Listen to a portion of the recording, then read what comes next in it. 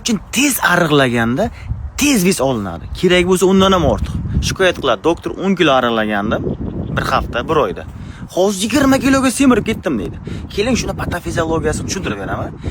Davosini ham tushuntirib beraman. Keyin sizga dietolog ham kerak emas, doktor ham kerak emas.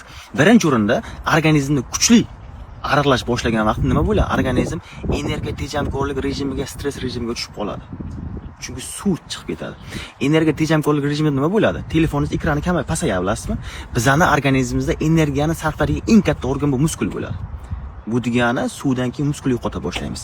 Endi tasavvur qiling, 100 kilo edi, 80 kilo bo'ldingiz. Bu degani siz oldin 3000 kilokaloriya sarf qilardingiz, endi 2500 ga tushishingiz kerak edi. Lekin organizm 2000 ga tushib qoldi muskul yo'qotganning hisobiga. Qaytib yana ovqat yedingiz, organizm slabilashib qolgan-ku, birdan energiya yo'qolasiz. Birdan massa, birdan farillab yig'urasiz. Chunki organizm stress va bo'shab qolgan. Shuning uchun ham standart bo'yicha odam haftasiga yarim kilodan 1 kilogacha ariqlash kerak. Bu degani oyiga 4 kilo degani. Xo'p, nima qilishimiz kerak endi? Birinchi o'rinda 100 kilodan 70 kiloga tushdingiz, misol uchun 70 kilo insonnikida ovqatlanishingiz kerak. Birinchi o'rinda. Chunki nima bo'ladi? Metabolizm sekinlashdi organizmda. Kamida 8 haftadan 12 haftagacha dietani ushlab turishingiz kerak. Keyingisi doimiy insulin rezistentligini ushlab turishingiz kerak. Uchinchisi, hech qachon tanadan suvni chiqarib yorib, bu tana sog'lom ariqlarni hisoblamang.